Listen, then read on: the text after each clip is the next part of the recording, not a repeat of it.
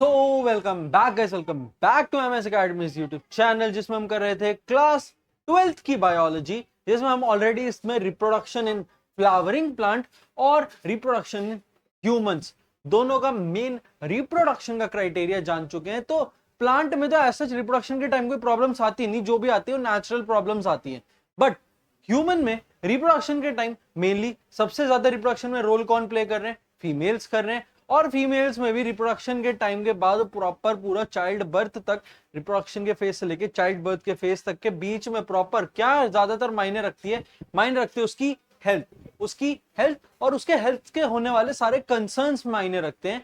उससे पहले वाले भी कंसर्न्स होने चाहिए, उसके बाद वाले भी।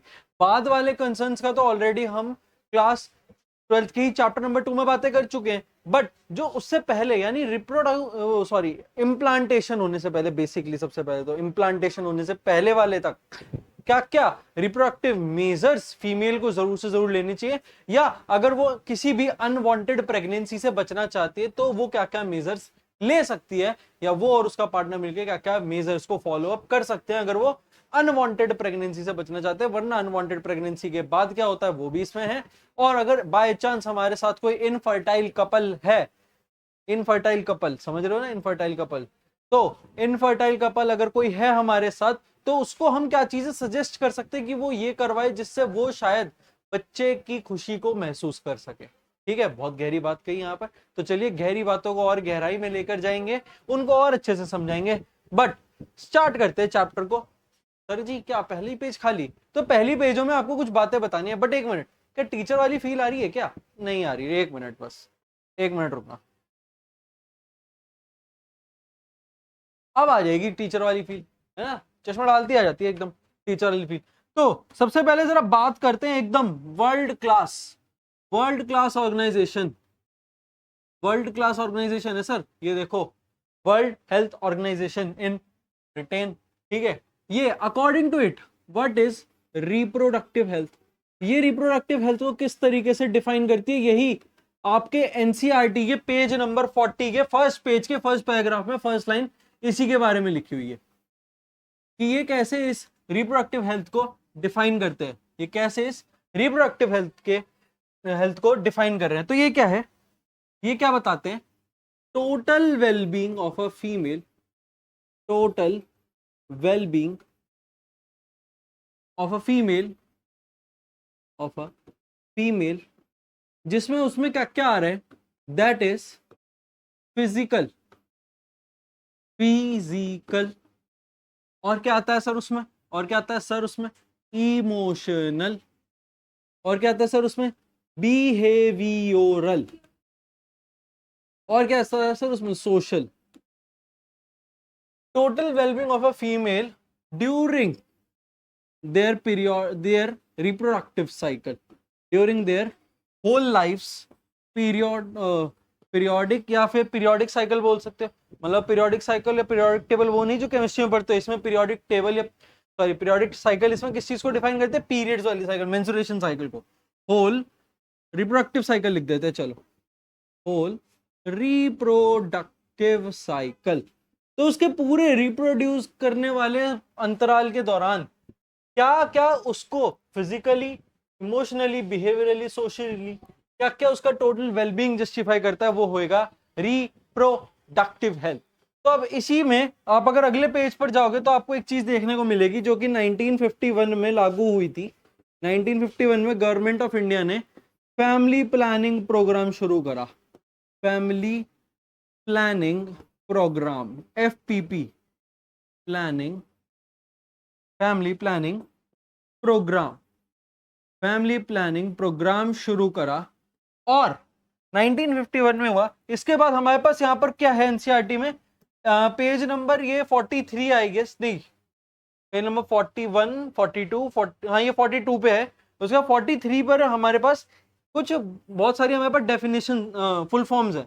Infant morality rate, central drug research institute, infant morality rate, central drug research institute, maternal mortality rate. ये तीन हमारे पास डेफिनेशंस हैं। किस में? पेज नंबर 43 पर ये तीन हमारे पास डेफिनेशंस दी हुई है फैमिली प्लानिंग प्रोग्राम के बाद, फैमिली प्लानिंग प्रोग्राम में क्या बताया था, वही बच्चे दो ही अच्छे वाली बात है, यही है, ये यहीं से स्टार्ट हुई थी, 1951 से स्टार्ट हुई थी, ठीक है। मतलब बाद में और ज्यादा होने लगी क्योंकि 1970s के बाद इंडिया की पॉपुलेशन बहुत ज्यादा एक्सपोनेंशियली राइज करी थी।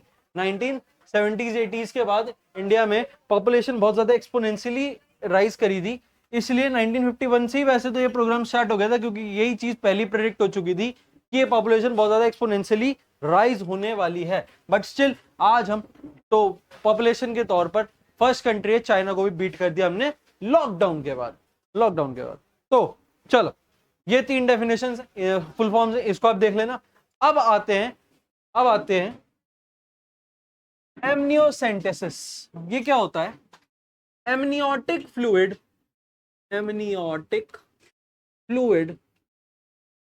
is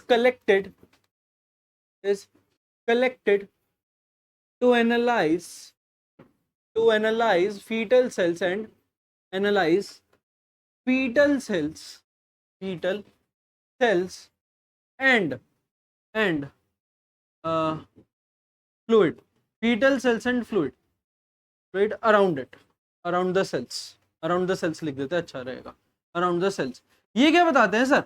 ये क्या बताते हैं? ये बताते हैं कि एमनियोटिक फ्लूइड को एनालाइज करने के लिए कलेक्ट कर लिया जाता है फीटल सेल्स के पास।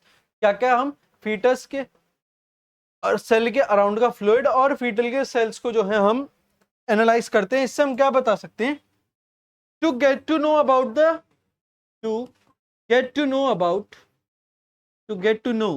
अबाउट देखना, about the gender comma the disease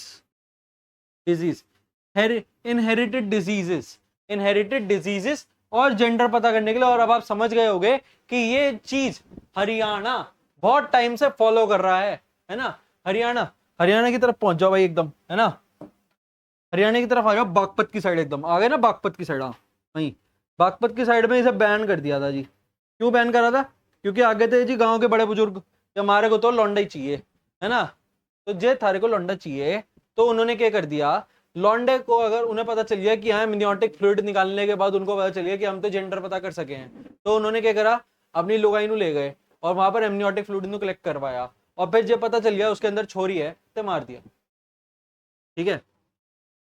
तो उसको बैन कर दिया, बैंड इन इंडिया, इसको फिर इंडिया में बैन कर दिया। बट अब ये अभी भी इलीगली कहीं ना कहीं डॉक्टर्स कर रहे हैं, बट अगर बाय चांस पकड़े गए तो डॉक्टर से उसका लाइसेंस तक लिया जा सकता है। अब देखो इसी पेज के बाद पेज नंबर 43 आपको क्या बताता है? पेज नंबर 43 आपको जो है वेरियस कंट्रासेप्टिव मेथड्स के बारे में बता रहा है, और इन्हीं कंट्रासेप्टिव मेथड्स के बारे में हम बातें करने वाले हैं। कंट्रासेप्टिव मेथड्स जो कि किसी भी अनवांटेड प्रेगनेंसी या सेक्सुअली ट्रांसमिटेड डिसीजेस या मेडिकल टर्मिनेशन ऑफ प्रेगनेंसी होने से रोक सकते। तो हमारे पास दो तरीके के मेथड्स होते हैं सर। पहले होते हैं नेचुरल मेथड्स क्या होते हैं सर? अच्छा एक बात इस चैप्टर के बारे में बता दूं, आज जिस तरीके से इस चैप्टर को हम कवर करने वाले, जो जो चीजें मैंने बता दी उसके बाद एक बार एनसीईआरटी पढ़ लो, फिर अगर उसके बावजूद भी बोर्ड्स के टाइम पर अगर तुम्हें ये वापस से पढ़नी पड़ रही है ना, तो धिक्कार है तुम्हारे ऊपर। हाँ कैमरा के पीछे तुम ही से बात कर रहा हूं, धिक्कार है। अगर एक बार यहां से पढ़ने के बाद अगर एक बार एनसीईआरटी पढ़ ली, उसके बाद पूरे साल, बचे हुए साल, या उसके बाद नीट के टाइम पे भी या कोई भी कॉम्पिटेटिव एग्जाम में अगर इसके लिए वापस से एनसीईआरटी खोलनी पड़ रही है ना याद करने के लिए कि यार ये क्या था याद नहीं आ रहा, धिक्कार है तुम्हारे ऊपर। एक बार से ज्यादा एनसीईआरटी देखने वाला चैप्टर है ही नहीं, इतना तो इसमें से आता भी नहीं, और ना इसमें इतना कुछ ऐसा इंपॉर्टेंट, ना इतना इसमें ऐसा कुछ कंफ्यूजिंग। सारी चीजें सामने लिखी है, सारी चीजें ऑलरेडी पता है आधे से ज्यादा। तो कुछ चीजें जो नहीं है वो अब पता चल जाएंगी। वो फिर बचता क्या इस चैप्टर में? कुछ भी नहीं बचता। एक बार एनसीईआरटी पढ़ लो, खत्म है। नेचुरल मेथड में देख लो तीन तीन आते हैं। पीरियोडिक एब्सिडेंस,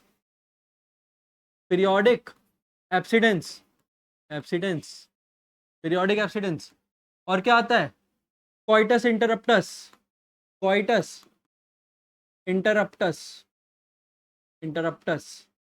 और क्या आता है? Lactational amenorrhoea.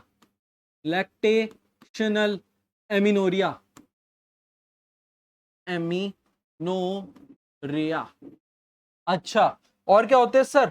आर्टिफिशियल भी होते हैं क्या? हाँ आर्टिफिशियल भी होते हैं। अगर नेचुरल होते हैं तो आर्टिफिशियल भी होते होंगे। ये तो नेचुरल है। इसमें तुम्हें कोई डिवाइस की जरूरत नहीं है, तुम खुद ही देख सकते हो।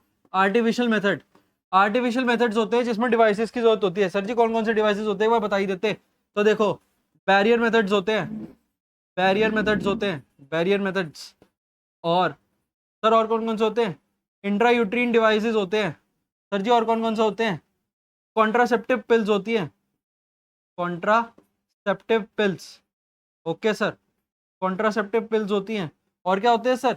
और क्या होते हैं? और देखो कॉन्ट्रासेप्टिव पिल्स होते हैं सर, इम्प्लांट्स होते हैं और इंजेक्शन होते हैं, इम्प्लांट और इंजेक्शन होते हैं सर। और क्या होता है? एक और होता है क्या? हाँ, सबसे फेमस जो ज्यादातर लौंडे अपने दोस्तों को बोलते हैं तू जाके करवा ले, फ्री में कंबल और पैसे मिलेंगे, क्या होता है सर जी? सर्जिकल मेथड होता है सर, सर्जिकल। तो देख लो कितने, 1 2 3 4 5 6 7 8, 8 तरह के कंट्रासेप्टिव मेथड्स आपको बताने वाला हूँ।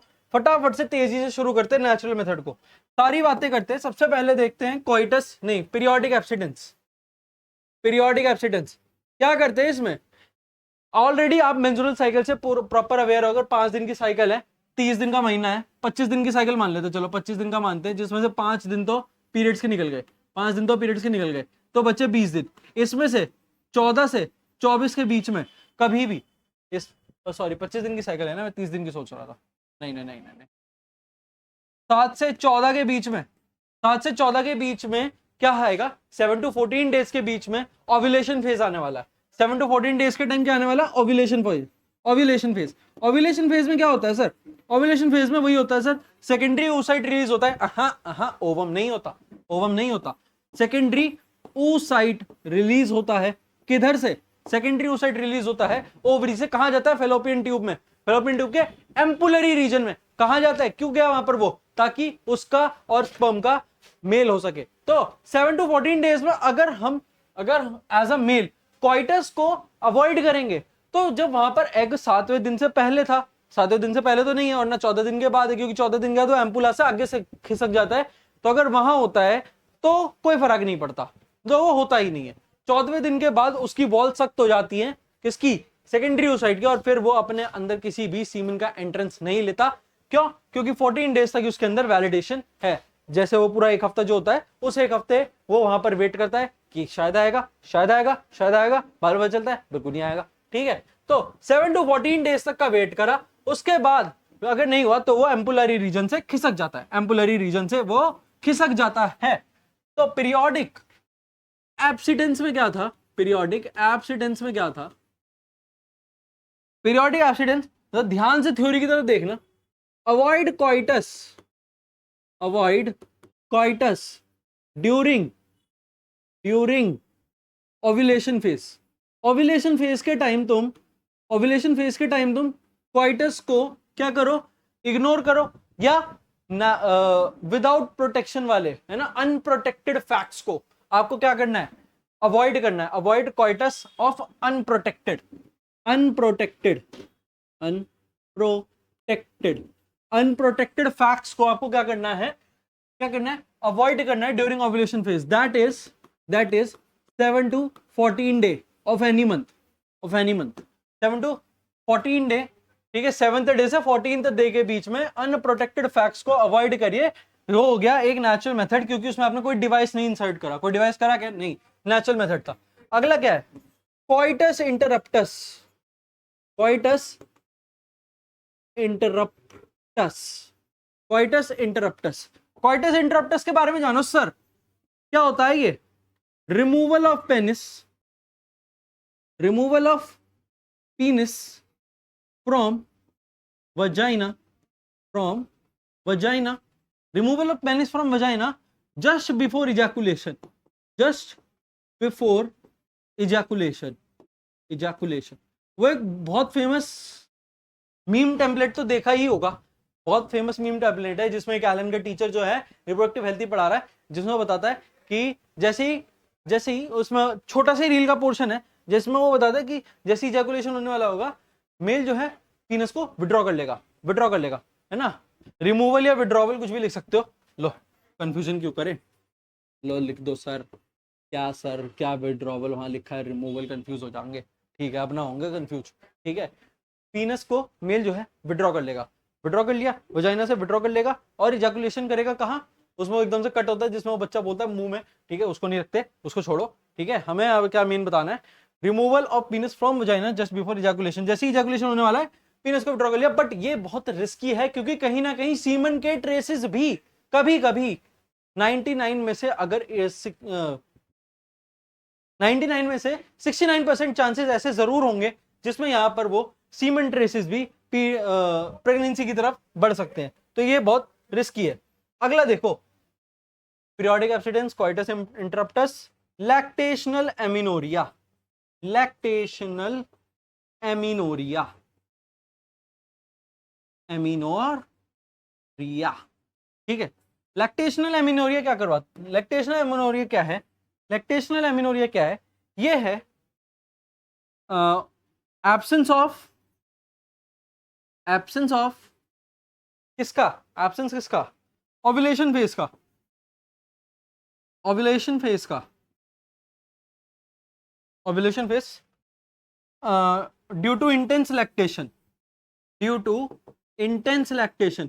कभी कभी फीमेल्स में, या आफ्टर प्रेगनेंसी की बात है, आफ्टर एक वन टाइम प्रेगनेंसी के बाद थोड़े टाइम 2 से 3 साल या जब तक भी फीमेल को मिल्क आता है इन लैक्टेशन की वजह से, तो उस टाइम पे उसके अंदर ओव्यूलेशन फेज ही मिस हो जाता है।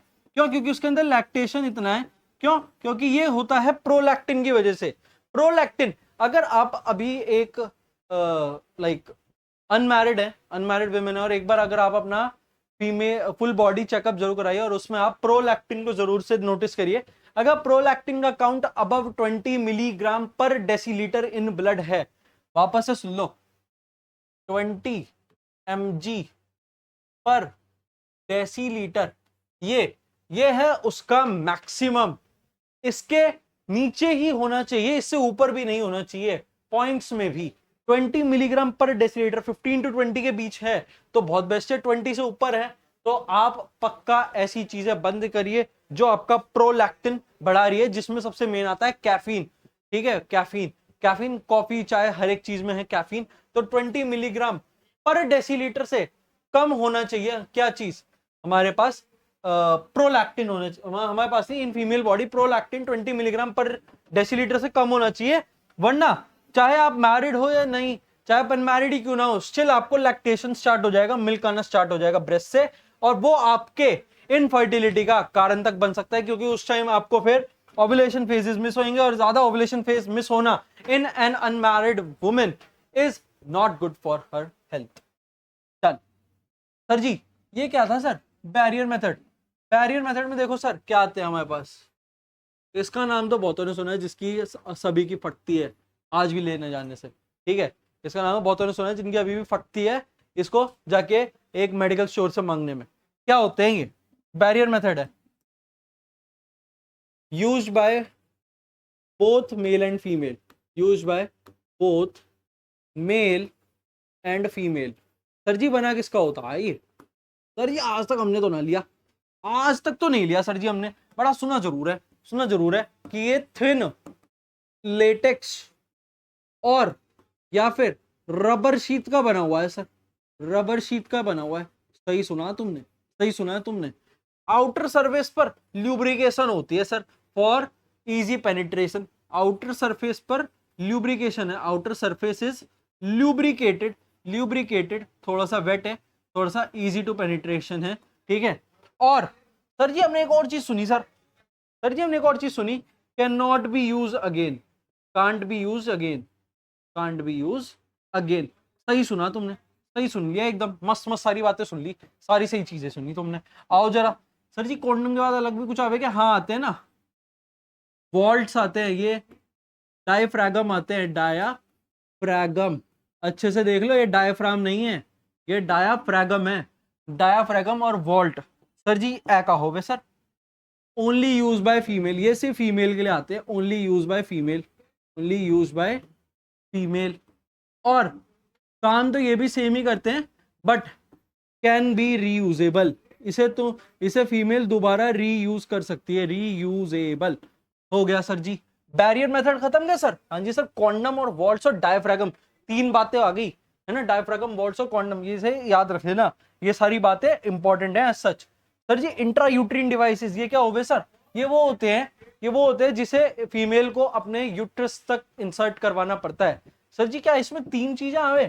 हाँ जी सर 3 चीजें आ रही है इसके अंदर। सही पहचान लिया लाल है तूने, ये पहचान लिया जो भी है कैमरा के पीछे जिसने भी ये 3 चीजें पहचान ली ना, बहुत बढ़िया बात है, बहुत बढ़िया बात है जी। ठीक है सर जी आते क्या क्या आएंगे जी, IUD 3 है सर जी। कौन कौन सा हो गए ये? एक हो गए नॉन मेडिकेटेड, नॉन मेडिकेटेड यानी किसी तरह की दवाइयों का तरीका नहीं है ये, नॉन मेडिकेटेड है ये सर जी। ये हो गए नॉन मेडिकेटेड, नॉन मेडिकेटेड। और सर जी क्या होते हैं? एक है कॉपर रिलीजिंग, कॉपर रिलीजिंग। इससे रिलेटेड भी मेरे को एक मीम याद है, अभी चल रहा है बहुत, कॉपर रिलीज। सर जी और क्या होते हैं? Hormone releasing, hormone releasing, hormone releasing. आओ सर, आओ सर शुरू करें, आओ सर शुरू करते हैं। चलो हार्मोन रिलीजिंग से शुरू करते हैं। हार्मोन रिलीजिंग क्या करते हैं? Make uterus, make uterus, uterus unsuitable for sperm, unsuitable for sperm. यानी ये स्पर्म के लिए क्या कर रहे हैं? यूट्रस की कंडीशन को मैच नहीं होने दे रहे कि स्पर्म जो है यूट्रस से आगे फैलोपियन ट्यूब तक जाए। सर जी कुछ एग्जांपल भी है क्या? हाँ है ना, प्रोजेस्टेराट, प्रोजेस्टेराट, प्रोजेस्टेराट और LNG-20, ये दो नाम याद रख लेना जिसमें से LNG-20 ज्यादा मेन है। आओ जरा copper releasing, release copper ions, release copper ions in uterus, copper ion in uterus which suppress the motility of sperm, which suppress the motility of sperm। यानी ये कॉपर को रिलीज करते हैं, मोटिलिटी, हाँ ये कॉपर को रिलीज करते हैं यूट्रस में, जिससे क्या होता है? मोटिलिटी किसकी? स्पर्म की बहुत धीरे हो जाती है, और स्पर्म हाईली मोटाइल होना चाहिए तभी फेलोपियन ट्यूब तक जा सकता है, वरना पहले ही डेड हो जाएगा। तो ये उसे पहले ही डेड करने के लिए उसकी मोटिलिटी को डिक्रीज कर देते हैं। एग्जाम्पल क्या है सर? CU7, CUT। और एक बहुत अच्छा एग्जाम्पल जो बहुत आता है, बहुत मतलब बहुत, मल्टी लोड 375। कॉपर टी तो सुनी रखा होगा अभी तक, 8th क्लास में पढ़ा, 10th क्लास में पढ़ा, 12th में वापस आ गया। कॉपर टी, कॉपर टी वाला एक अभी मीम टेम्पलेट, अभी एक रील मीम भी बहुत चल रहा है जिसमें एक बच्चे के हाथों में कॉपर टी दिखाया है कि तुम रोकने की कोशिश करो बट मैं तो फिर भी आ जाऊंगा। तो सर वो कैसे हो गया? तो वो इसलिए हुआ सर क्योंकि कभी कभी बहुत ज्यादा लाइक मतलब अगर हाईली डोमिनेटिंग सीमन होगा ना अगर मेल का, तो ही ऐसी चीज होगी कि उसका कोई ना कोई स्पर्म सेल इतना मोटाइल था कि इसके मोटिलिटी कम करने के बावजूद भी उसके अंदर इतनी मोटिलिटी बच गई कि वो फेलोपियन ट्यूब तक जाके, एम्पुलरी रीजन तक जाके उस सेकेंडरी oocyte के साथ क्या कर सके? मिल सके, सेकेंडरी oocyte के साथ फर्टिलाइजेशन वाला प्रोसेस कर सके। तो वो कॉपर टी का एक एक्सेप्शन निकल गया बालक, बट और वो इतना एक्सेप्शन निकल गया कि वो अपने साथ पैदा होते हाथ में बंद करके ले आया उसे कि देख तू रोकने की कोशिश कर रहा था इसके थ्रू, मैं इसे ही उठा के ले आया। नॉन मेडिकेटेड क्या है? इंक्रीज कर देते हैं फैगोसाइटोसिस, यानी उनको सीमन को अंदर घुसते ही मारने का काम। Increase the phagocytosis of sperm, phagocytosis of sperm, increase the phagocytosis of sperm. ये इंक्रीज कर रहे हैं फैगोसाइटोसिस यानी मारने का काम। इसमें एग्जांपल देखो, एक ही एग्जांपल है जो तुम्हें याद रखना है, वो है लिपीज लूप। लिपीज लूप दिखता कैसा है एक बार गूगल कर लेना, क्योंकि मुझे भी खासकर अच्छे से याद है नहीं कि लिपीज लूप दिखता कैसा है। आओ जरा सर्जिकल मेथड। सर जी ऐसे मेथड है जो कि 8वीं में भी सुने, 10वीं में भी सुने, अब 12वीं में वापस आ रहे हैं बस। वैसेक्टोमी पता ही होगा यार, क्या बार बार बता रहे हैं, है ना? जो बालक, जो हमेशा एक लौंडा अपने दूसरे लौंडे दोस्त को बोलता है कि चल आजा तेरी नसबंदी करा के आता हूँ, वो वैसेक्टोमी की बात कर रहे हैं। और ट्यूबेक्टोमी, ट्यूबेक्टोमी ये अडल्ट फिल्म इंडस्ट्री में ज्यादा करवाती है फीमेल्स। ट्यूबेक्टोमी उन्हें करवानी ही मैंडेटरी है, ये ज्यादा ये ही मैंडेटरी होता है वैसे तो। वैसेक्टोमी क्या है? vast difference is cut and tied, is cut and tied to suppress the transportation of sperm, to suppress the transportation of sperm। यानी स्पर्म के ट्रांसपोर्टेशन को उसके ओ क्या बोलते हैं, टेस्टिस से आगे यूरिथ्रा तक का जो ट्रांसपोर्टेशन है स्पर्म का, उसको रोकने के लिए, उसको सप्रेस करने के लिए वास डिफरेंस को कट करके टाई कर दिया वैसेक्टोमी में। ट्यूबेक्टोमी में फेलोपियन ट्यूब्स को कट करके टाई कर दिया, fallopian tubes are cut and tied. बाकी का सेम लिख देना, बस वहां ट्रांसपोर्टेशन ऑफ सीमन की जगह ट्रांसपोर्टेशन ऑफ एग लिख देना, या सेकेंडरी ओसाइड लिख दोगे और बेटर है। Fallopian tubes are cut and tied, इतना लिख देता हूं बस, आर कट एंड टाइड, बस आसान सी चीज थी ये भी आसान सी चीज है। अब देखो ओरल पिल्स, सर जी ओरल पिल्स क्या करे हैं? ओरल पिल्स जो करते हैं ना यार, देखो सबसे पहले तो ये, या तो ये प्रोजेस्टेरॉन अलोन, यानी हमारे पास, यानी फीमेल्स के पास कोई ऐसी पिल्स होती है जिसमें प्रोजेस्टेरॉन या तो अलोन बहुत ज्यादा मात्रा में है, और इन कॉम्बिनेशन, या फिर वो इसे कॉम्बिनेशन में भी लेते हैं, in combination of progesterone plus oestrogen, या फिर वो इसे प्रोजेस्टेरॉन प्लस एस्ट्रोजन दोनों के कॉम्बिनेशन में भी ले सकते हैं।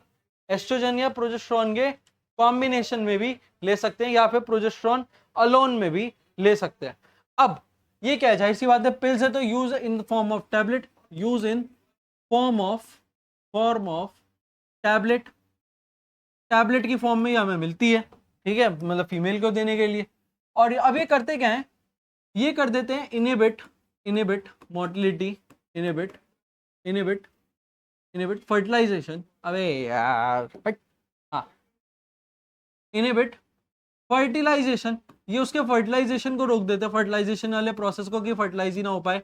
इनिबिट कर देते हैं इम्प्लांटेशन को, यानी कि ये यूट्रस की कंडीशन को ऐसा चेंज कर देते हैं इम्प्लांटेशन ही ना हो पाए, ये यूट्रस की कंडीशन को इतना चेंज कर देते हैं कि इम्प्लांटेशन ही ना हो पाए, और सप्रेस कर देते हैं, सप्रेस द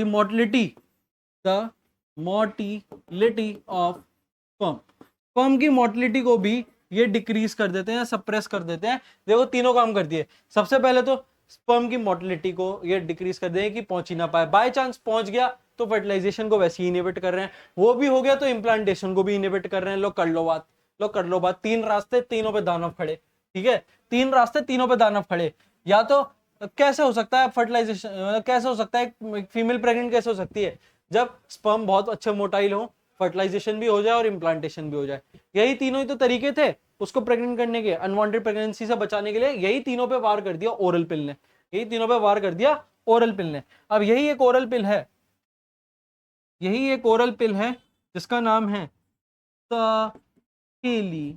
ओहो, हर एक फीमेल की एक सहेली होती है, वो सहेली ये, हर एक फीमेल की एक सहेली होती है, वो सहेली ये है।